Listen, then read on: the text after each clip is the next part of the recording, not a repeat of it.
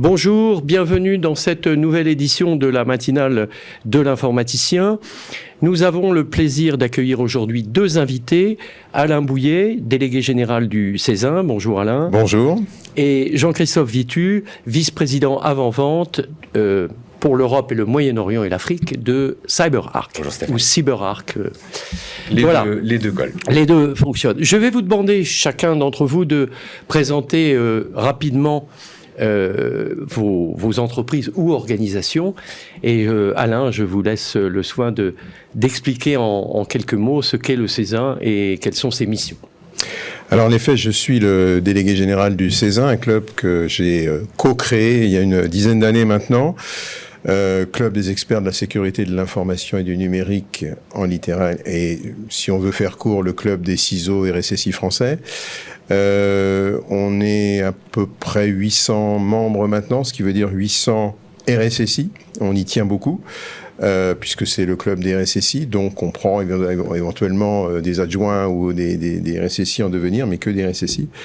Et du coup, avec 800 et un peu plus de membres, on représente à peu près tout le tissu économique en partant des grandes entreprises évidemment en premier, mais maintenant les ETI qui sont plus nombreux chez nous que les grandes entreprises, et bien évidemment toute l'administration présente également en nos rangs.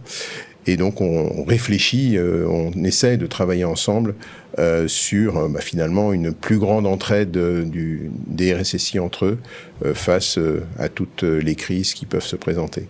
Ça va être une partie de notre débat. Jean-Christophe, à vous l'exercice. Alors chez CyberArk, je pense que maintenant on commence à être assez connu sur le monde du PAM, et depuis quelques temps, suite à une volonté de consolidation de par notre expertise, on s'oriente de plus en plus sur la sécurité des identités au global pour être certain de garantir un niveau de sécurisation élevé de tous les types d'identités qui pourraient accéder à des privilèges. Alors CyberArk, on a déjà eu l'occasion d'en parler, est une entreprise d'origine israélienne, mais ensuite américaine, et vous tenez aujourd'hui à vous présenter comme une entreprise globale.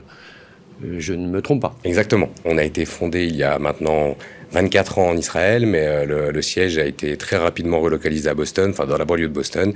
Et depuis, nous avons véritablement des bureaux locaux dans les différents grands pays, notamment en Europe, avec plus de 17 représentations sur mon territoire, que ce soit dans l'Europe continentale, en Afrique ou au Moyen-Orient. Et nous cherchons vraiment à être au plus proche de nos clients. Avec des centres de développement un peu partout dans le monde. Et également, nous avons des centres aussi bien en Israël qu'en Amérique, qu'en Inde. Alain, une question pour vous avant qu'on entame le débat. Le CESIN est aujourd'hui, je suppose, le premier club en France pour tout ce qui est RSSI. Je confirme. Oui, vous confirmez. Sans ambiguïté aucune. Si on part effectivement du principe que nous réunissons que des utilisateurs, oui. Effectivement, nous sommes le premier club. C'est une belle fierté en 10 ans. Eh bien oui, c'est une belle progression. Quand on pense qu'on a commencé à peu près, je sais pas, on devait être une petite trentaine il y a 10 ans, plus de 800 maintenant.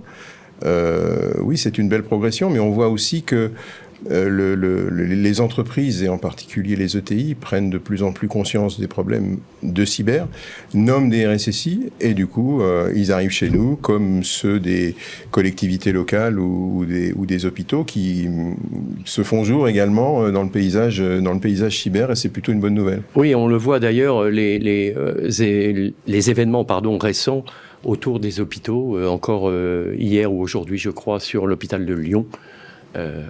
C'est quelque chose que vous rencontrez également, Jean-Christophe, la prise de conscience de plus en plus importante des ETI pour ces problématiques de cybersécurité. Complètement. Et je pense que, puisque le thème de la journée, enfin de cette discussion sera orienté sur la partie réglementation, il y a une prise de conscience actuelle, mais qui va s'accélérer, notamment avec la mise en place de la directive NIS 2, qui va être aussi un vecteur d'accélération, mais on a deux phases. Il y a la partie réglementaire et la partie impact. Les ETI se rendent compte désormais vraiment du potentiel de nuisance que peut avoir une cyberattaque sur la façon de fonctionner d'une entreprise, quel que soit son domaine d'activité.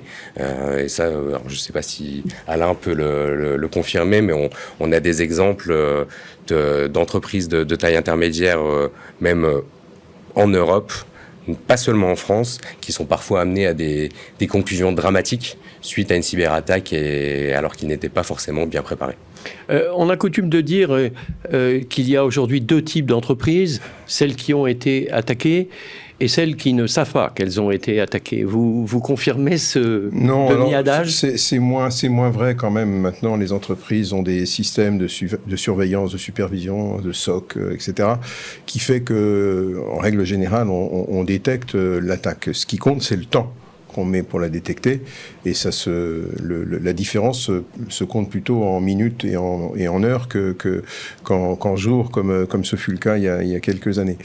Non, je crois que nous, ce qu'on a surtout constaté au CESA, et c'est plutôt une bonne nouvelle dans ce paysage un peu compliqué, c'est qu'à partir du moment où une entreprise est correctement structurée en termes d'organisation, de gouvernance, d'outillage, de moyens, eh bien, les cyberattaquants ont un peu plus de mal à rentrer. Et donc, effectivement, nous, on constate depuis à peu près 5 ans, dans notre baromètre annuel, que les attaques réussies, je dis bien réussies, c'est-à-dire celles qui perturbent véritablement l'entreprise, sont en diminution dans les grands groupes correctement organisés.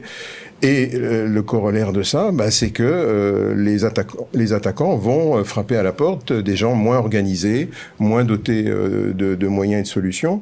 Et c'est comme ça qu'on retrouve beaucoup de TI, de collectivités locales et d'hôpitaux à la une des journaux, parce qu'ils n'ont pas cette maturité. Donc, je crois que la bonne nouvelle derrière tout ça, c'est de dire, voilà, si on s'en occupe du sujet, alors on a quand même des résultats, et ce serait quand même un peu dommage qu'avec tout l'argent que dépensent les grands groupes dans le sujet, ça soit sans effet sur le niveau d'attaque réussi.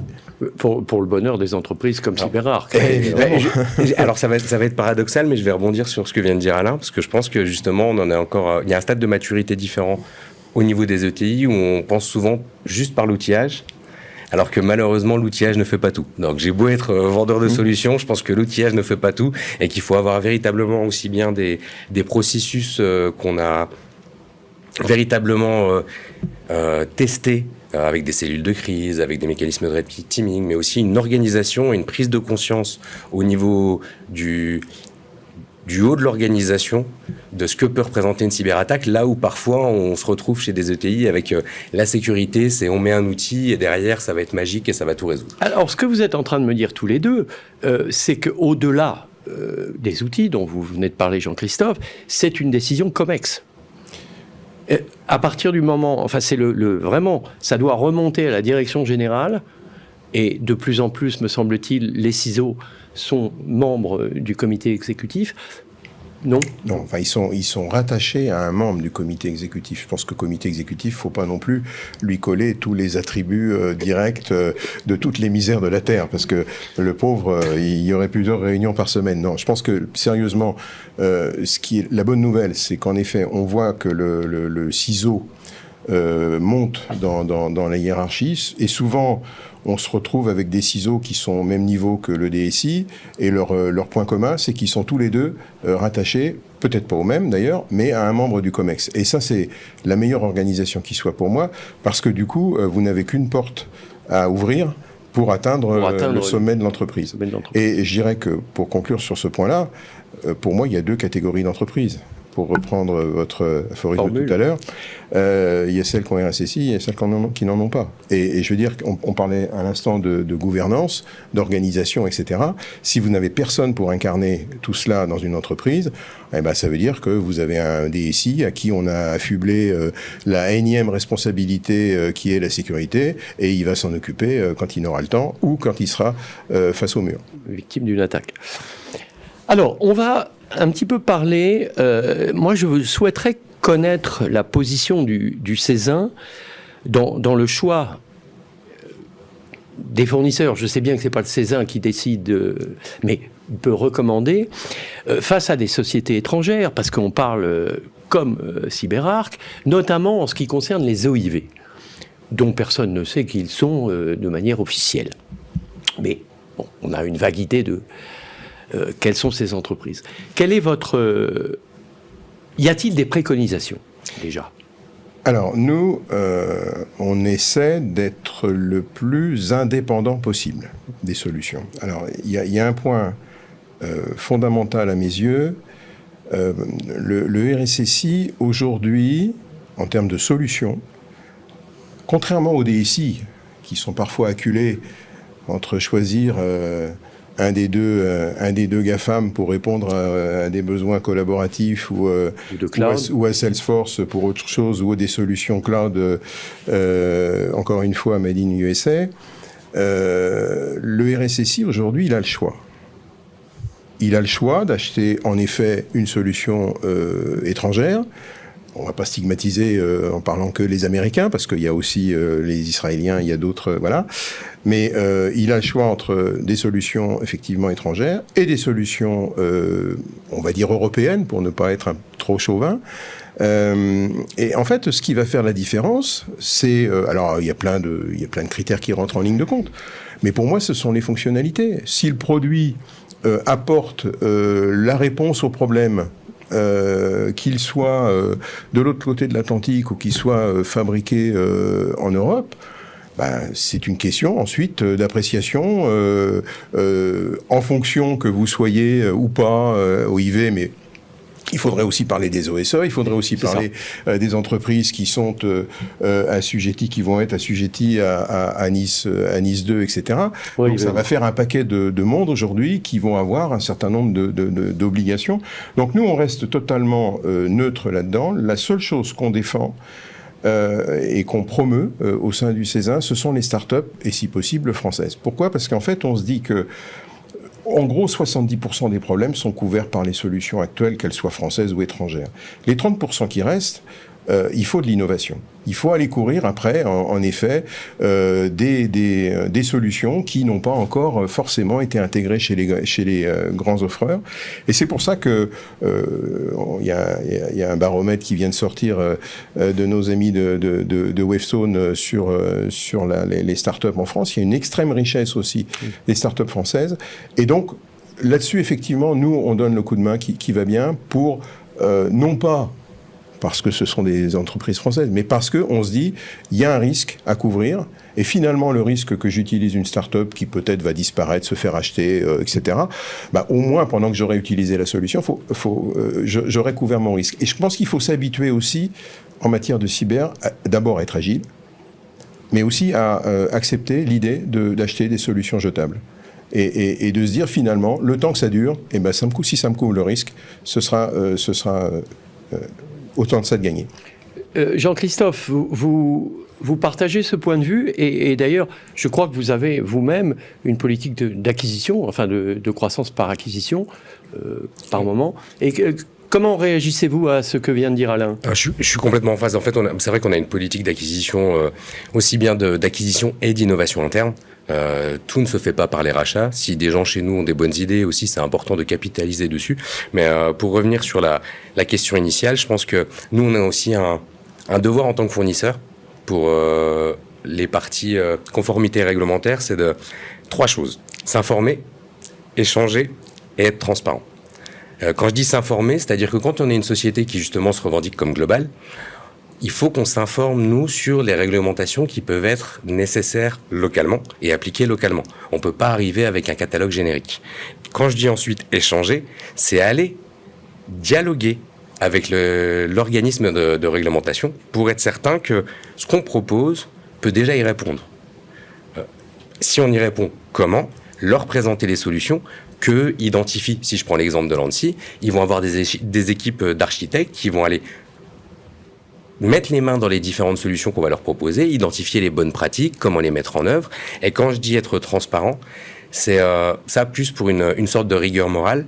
Si on ne peut pas répondre à quelque chose, il faut le dire. S'il y a des choses qu'on ne fait pas, il faut le dire. Parce malheureusement, on a parfois cette petite tendance, on va dire, d'attrait marketing chez les éditeurs.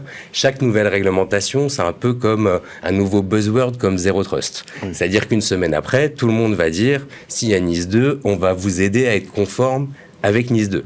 Donc, À nous de faire nos devoirs à l'avance, savoir être transparent et ensuite être certain qu'on apporte de la valeur aux personnes qui vont utiliser nos solutions. Mais pour rebondir sur ce que disait Alain, vous n'êtes pas du tout opposé à travailler en collaboration avec des startups françaises ou européennes sur des points sur lesquels vous n'avez pas vous-même de solutions pertinentes. On a un slogan chez nous qui dit que la sécurité, c'est un travail d'équipe. On ne peut pas répondre à 100% des différents besoins. Notre but, c'est de faire ce qu'on pense faire, le faire le mieux possible, et ensuite faire des intégrations, intégration technologique, intégration de partage de connaissances avec les différents autres acteurs. On n'aura jamais la vocation à être l'éditeur qui fera la sécurité du sol au plafond, parce que ça n'existe pas. Si quelqu'un vient vous vendre ça du jour au lendemain, moi, je douterai un petit peu dans son message. Vraiment, le but, c'est de connaître un petit peu son écosystème, dialoguer avec les gens et être certain que ce qu'on propose au départ, on saura le faire. Alors, Jean-Christophe, vous l'avez commencé à l'aborder, et je vais d'abord vous poser la question à vous, Alain. Nice 2, plus DORA. Alors d'abord, quelques explications, s'il vous plaît, sur ces normes. Et de la même manière que je vous interrogeais tout à l'heure sur les préconisations possibles du CESIN, comment abordez-vous ces nouvelles normes et comment aidez-vous les membres de votre organisation ?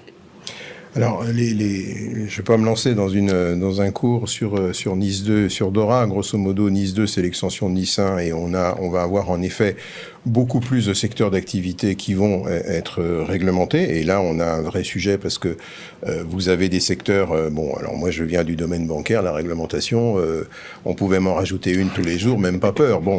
Là, quand vous tombez effectivement... sur des secteurs comme le retail, par exemple, qui sont... Alors, pour le coup, le retail, ils sont réglementés pour la vente des yaourts et la fraîcheur du beurre en rayon, mais absolument pas pour la cyber. Donc là, la réglementation Nice 2 va leur tomber dessus. C'est clair qu'il y a pas mal de secteurs d'activité qui sont pas du tout préparés. Et là, on est là, justement, pour les aider. Ceux qui ont déjà vécu du Nice 1 peuvent aider en effet ceux qui vont arriver dans l'escarcelle de Nice 2. DORA, c'est un peu différent. On parle plutôt de résilience et moi, la résilience, je suis toujours un peu, comment dirais-je, perplexe parce que finalement, on appelait ça la continuité d'activité avant.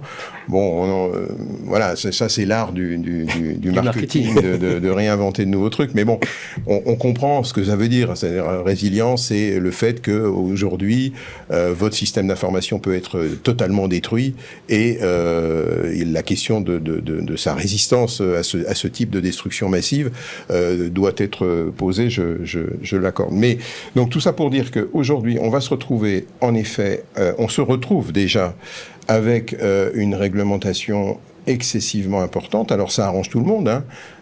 Ça arrange les éditeurs. Je passerai la parole à vos voisins. Ça arrange plein de gens. Je dis pas que ça dérange les entreprises. Ce que je dis simplement, c'est qu'à un moment donné, il faudra se poser la question de savoir si réglementation et sécurité vont bien ensemble. C'est-à-dire que quand moi je vois des approches où le matin vous avez l'auditeur interne, le midi vous avez la réglementation A qui vient vous interviewer, le soir vous avez la cyberassurance qui vous pose 600 questions, etc., etc. À la fin de la journée, vous avez fait du check de ce que j'appelle la sécurité check the box, qui n'a pas fait avancer d'un pas les mesures de sécurité effectives. Donc, concrètes, oui. Je ne suis pas en train de dire que la réglementation paralyse la sécurité. Ce que je suis en train de dire simplement, c'est qu'il y a intérêt à ce qu'il y ait à la tête de la cybersécurité des entreprises des sachants bien câblés pour pouvoir appréhender effectivement cette réponse et cette conformité, parce que c'est ça qu'on va chercher. Mais conformité et sécurité, encore une fois, c'est pas sûr que ça matche tout le temps. Donc il faut aussi... vous savez, c'est un peu comme l'histoire du RGPD quand on a eu le RGPD. On ne s'est pas du tout occupé des données qui n'étaient pas à caractère personnel. Or, dans beaucoup d'entreprises, il y avait aussi des données à protéger qui n'étaient pas assujetties au RGPD. Eh bien, le RSSI s'en est occupé de ces données-là, en dépit de la réglementation. Donc, je pense qu'effectivement, il faut bien peser risque et conformité, et bien aborder le sujet pour être, on va dire, cohérent dans sa démarche. Votre avis là-dessus, Jean-Christophe ? C'est intéressant parce qu'en fait, je pensais qu'on allait avoir un discours un petit peu contradictoire, mais en fait, on est complètement en ligne. Donc, c'est magnifique. On n'a pas répété. Non, c'est que... C'est improvisé. c'est vrai que nous, même vendre, on l'a eu au début. C'est-à-dire qu'on vient du PAM. Et le PAM, dans le milieu bancaire à l'époque, on a eu énormément d'années où les gens achetaient la solution pour dire aux auditeurs, regardez, elle est achetée. Voilà. Alors, le PAM, pour les néophytes, la gestion du contrôle d'accès des administrateurs et des hauts privilèges. Ce qu'on appelle les comptes à privilèges. C'est exactement ça. Et en fait, au départ, c'était juste mettre une croix dans une petite case et dire c'est bon, je suis conforme. Le problème avec ça, c'est qu'on s'est rendu compte, et ça, malheureusement, il n'y a pas plus de mauvaise presse pour nous, que certains clients qui étaient nos clients pouvaient quand même être compromis. Parce que c'est pas parce qu'on a checké une case dans la partie conformité qu'on est sécurisé. Et ces réglementations-là, comme le disait Alain, elles vont avoir parfois le problème de mettre l'accent sur certains types d'environnements spécifiques. Si vous les accumulez toutes, du coup, il va falloir en faire pour PCI DSS, et donc vous allez multiplier des bulles, mais sans traiter la sécurité au global, avec une sorte de mécanisme de security by design. Et on voit, et nous on a publié une étude récemment qui le démontre, on voit une énorme dette de sécurité, pas forcément sur ces environnements historiques qui sont considérés comme critiques, mais plutôt sur tous les nouveaux environnements qui sont poussés par les métiers. Ah oui, on a le critique, on le laisse on-prem, on va l'avoir sur site, mais on autorise telle entité business à faire des choses dans le cloud. Ils vont pouvoir aller faire du DevOps à tel endroit. Et là, par contre, c'est pas les mêmes environnements parce que c'est plus de l'innovation. Et comme on n'a pas forcément cette focalisation globale, on peut avoir des trous dans la raquette qui peuvent amener à des compromissions qui peuvent être aussi conséquentes que sur des données personnelles ou sur des éléments d'infrastructure critiques. Ce que vous êtes en train de me dire tous les deux, c'est que cet excès, vous n'avez pas employé ce terme, mais moi je peux. J'ai pas dit ça. Voilà, moi je peux. Cette réglementation importante, pour employer une litote, serait parfois... favoriserait ce qu'on appelle le shadow IT, c'est-à-dire que l'informatique fantôme, dont les administrateurs, que ce soit DSI ou RSSI, n'ont pas nécessairement connaissance, et donc sujet à des compromissions nouvelles. Non ? Je ne pense pas que ce soit lié. En fait, moi, mon point, c'est de dire aujourd'hui, vous avez, quand vous êtes un professionnel de la cybersécurité d'entreprise, vous avez un panorama de risques à traiter. Alors, souvent, il y a 10 trous dans la pomme de douche et vous n'avez que 5 doigts pour les boucher. C'est sûr que c'est très compliqué, il faut parfois faire des choix. Vous avez en effet une réglementation qui existe dans le monde bancaire quasiment depuis toujours, qui était le résultat d'un certain nombre de faillites, d'un certain nombre de... Voilà, il y avait des causes derrière tout ça. Là, aujourd'hui, la réglementation dont on parle, c'est celle qui est relative au fait que, en effet, des boîtes peuvent disparaître à l'issue d'une cyberattaque. Et ça, c'est pas normal que des choses comme ça puissent arriver. Donc, en effet, on réglemente. Pourquoi on réglemente ? Pourquoi on fait des lois ? On fait des lois parce qu'il y a un moment donné quelque chose qui s'est mal passé et la simple sensibilisation aux recommandations ne fonctionne pas. Donc, on fait une loi. Là, c'est pareil. Et donc, je pense qu'effectivement, on fait des lois, alors qui s'appliquent, je dirais, d'une manière plus ou moins complexe en fonction des environnements, en fonction de votre métier. Vous ne faites pas le même métier si vous êtes industriel, retailer, etc. Et pourtant, NIS 2 va vous tomber dessus dans un certain nombre de cas. Et donc tout ça, il faut pouvoir, je dirais, l'adapter intelligemment. Or, quand vous avez le régulateur qui vient avec sa fiche et ses 200 questions, et qu'à la fin de la journée, il faut qu'il ait coché toutes les bonnes cases, voilà, la tentation est grande encore une fois, de faire plaisir au régulateur au détriment de l'efficacité de la chose. Donc, je pense que tout ça, il faut composer avec. Je dis pas que c'est bien ou que c'est mal, mais il faut en effet des sachants pour assurer cet parfait équilibre entre les deux sujets. Surtout que NIS 2 va en plus, par rapport à la première version, va établir désormais, un peu comme le GDPR, va établir des pénalités financières. Donc là, c'est une pression supplémentaire pour être conforme à la personne qui vient, aux exigences de la personne qui vient auditer. Et il y a aussi un vrai risque de mon point de vue de compréhension des enjeux économiques. C'est-à-dire que NIS 2 va aussi impacter les sous-traitants et les fournisseurs des entreprises. Certains n'ont pas forcément la voilure pour pouvoir y répondre et la capacité technique à répondre à ces exigences. Et ça va peut-être faire un tri de facto sur des entreprises qui sont peut-être plus compétentes, mais qui n'ont pas forcément les moyens de proposer leurs services à des comptes soumis à cette réglementation. C'est le cas aussi, je crois, pour Dora, en termes de fournisseurs, de sous-traitants. Le temps s'écoule. Je vais vous poser une dernière question. Et vous allez répondre chacun d'entre vous, mais je vous demanderai de faire des réponses courtes, si possible. Ma dernière question est, en fait, elle est très simple, mais en même temps très complexe. C'est, selon vous, quels sont les principaux défis, au-delà de la réglementation, auxquels sont confrontées les entreprises françaises, mais de manière générale, les entreprises dans le monde, en matière au-delà de la réglementation, j'insiste. Moi, je dirais qu'il y en a... Enfin, moi, j'en vois 3 des défis. Le premier, c'est l'augmentation de la surface d'attaque. Cette augmentation est exponentielle. On l'a vécu avec le Move to Cloud, qui a ouvert grand les portes et les fenêtres sur le système d'information de l'entreprise, qui, du jour au lendemain, s'est retrouvée exposée, alors que pour beaucoup de données, elles n'étaient pas... en effet, elles étaient plutôt à l'abri dans des data centers privés. Ça, c'est le premier phénomène. Et vous rajoutez à ça tout ce qu'on va brancher dans les années à venir, qu'on a déjà branché. Je veux parler des IoT. Donc, ça veut dire que cette surface d'attaque va sans arrêt augmenter. Et donc, le périmètre à sécuriser pour le RSSI s'agrandit chaque jour. Donc, ça, c'est vraiment le défi numéro 1. Le deuxième, c'est que pour arriver à juguler tout ça, eh bien, il faut acheter des solutions, effectivement. Alors, du CyberArk, plein d'autres choses. Et surtout du CyberArk, quand même. Comment ? Surtout du CyberArk, quand même. Mais pas que. Pas que. Faut tout le monde et donc,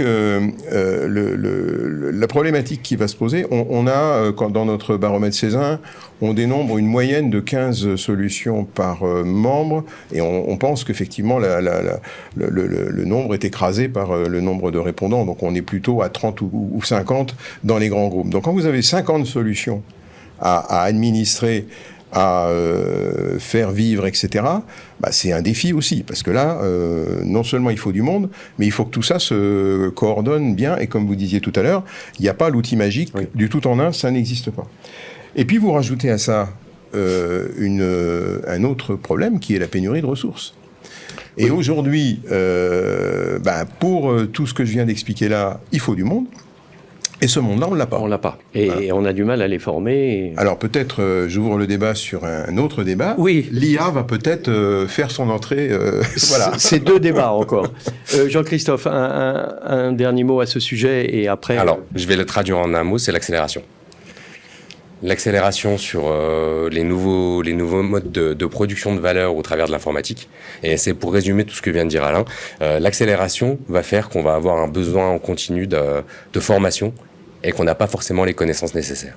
Et ça, c'est aussi un des grands défis pour pouvoir aussi bien manquer de ressources et rester à jour sur les connaissances, sur les nouveaux environnements et ce risque d'avoir cette dette cyber dont je parlais tout à l'heure qui s'accroît au fur et à mesure du temps. Merci à tous les deux. À Merci bientôt à pour un nouveau débat sur l'IA, sur les ressources, avec grand plaisir. Merci Bonne fin de journée à vous. Merci.